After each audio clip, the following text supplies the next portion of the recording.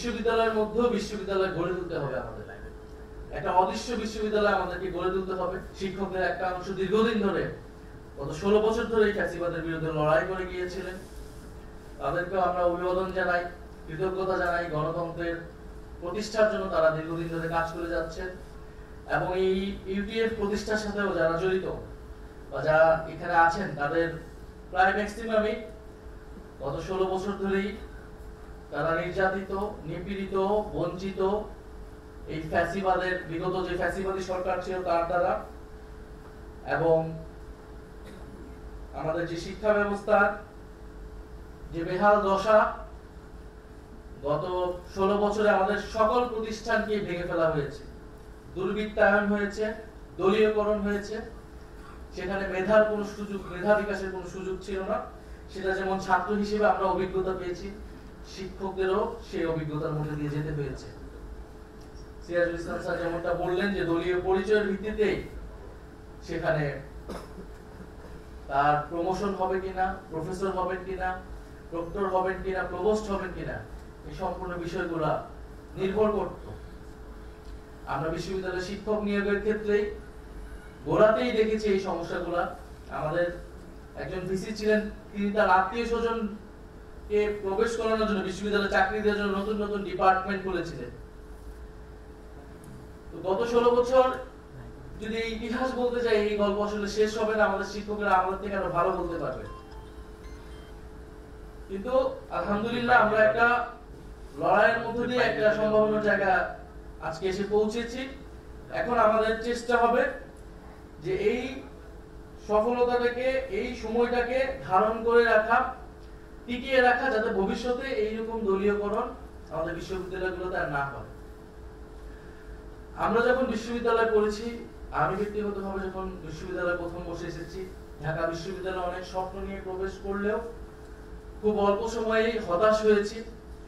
এই বিশ্ববিদ্যালয়ের একাডেমিক ব্যবস্থা দেখে, তার রাজনৈতিক ব্যবস্থা দেখে, এবং আমরা যেটা ঢাকা বিশ্ববিদ্যালয় থেকে বা বিশ্ববিদ্যালয়ে পড়াশোনা করতে বাইরে থেকে যেটা বুঝতাম, যে স্বপ্ন নিয়ে, যে উদ্যোগ নিয়ে আমরা পড়াশোনা করেছিলাম অ্যাডমিশন, সেটা সম্পূর্ণই হতাশ হয়েছি। প্রথম বর্ষ থেকেই মনে হয়েছে যে পড়াশোনা ছেড়ে দেই, বিশ্ববিদ্যালয় আসলে আমাদেরকে কিছু দিতে পারবে না, কিছু শেখাতে পারবে না। এই বিশ্ববিদ্যালয় কেমন শুধু দাস তৈরির একটা কারখানায় পরিণত হয়েছে, যেখানে আসলে প্রশ্ন করা যায় না, সবসময় অনুগত থাকতে হবে, একটা চিন্তাকে, একটা রাজনীতিকে মেনে নিতে হবে। ফলে আমরা বিশ্ববিদ্যালয়ে নানা ধরনের অ্যাক্টিভিজম করেছি, রাজনৈতিক কার্যক্রম করেছি। এবং আপনারা অনেকে জানেন আমরা এই আন্দোলনের আগের কয়েকটা বছর পাঠচক্রের সাথেও জড়িত ছিলাম। কারণ আমাদের কাছে মনে হয়েছে এই বিশ্ববিদ্যালয় যা আমাদেরকে শিখাচ্ছে, এই চিন্তা যদি আমরা ধারণ করি, লালন করি, নিজেদের মধ্যে আত্মস্থ করি, তাহলে মানুষ হিসেবে, একজন স্বাধীন মানুষ হিসেবে, মর্যাদা সম্পন্ন মানুষ হিসেবে, নাগরিক হিসেবে আমরা দাঁড়াতে পারবো না। ফলে আমাদের একটা কৌশল ছিল যে বিশ্ববিদ্যালয়ের মধ্যেও বিশ্ববিদ্যালয় গড়ে তুলতে হবে আমাদের। একটা অদৃশ্য বিশ্ববিদ্যালয় আমাদেরকে গড়ে তুলতে হবে, যে বিশ্ববিদ্যালয়ের মধ্যে দিয়ে আমাদের নিজস্ব স্কুলিং এবং আমরা যেই ধরনের রাষ্ট্র চাই, স্বাধীন নাগরিক, মাধ্যমিক মর্যাদা এবং দায়বদ্ধতার সমাজ প্রতিষ্ঠা করতে চাই, সেটার জন্য আমাদের নিজস্ব আমাদের সহযোগিতা তৈরি করতে হবে। আমরা এই প্রক্রিয়াতে ছিলাম এবং কখনো প্রকাশ্য, কখনো আধা গোপন, কখনো গোপন ভাবে আমাদের এই কার্যক্রমগুলো পরিচালনা করা লাগছে বিশ্ববিদ্যালয়ে।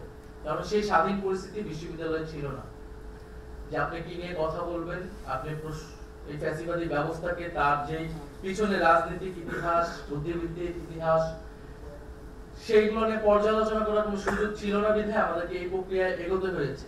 আমাদের প্রত্যাশা থাকবে ভবিষ্যতে আমরা সবকিছু সমালোচনা, আলোচনা আমরা প্রকাশ্যে করতে পারবো। ফলে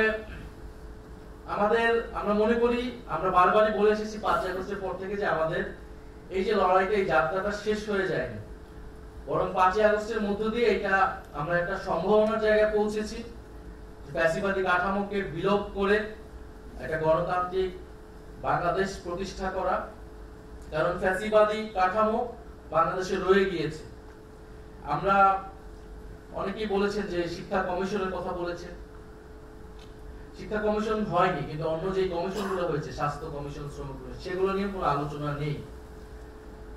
মাত্র 6টি কমিশন যেগুলো নির্বাচনের সাথে সম্পর্কিত, যেগুলোর সাথে মূলত রাজনৈতিক দলগুলো সম্পর্কিত, ক্ষমতা সম্পর্কিত, সেগুলো নিয়েই সবার আগ্রহ, রাজনৈতিক দলগুলোর আগ্রহ। এই আলোচনাকে আমরা এর বাইরেই আনতে পারি না।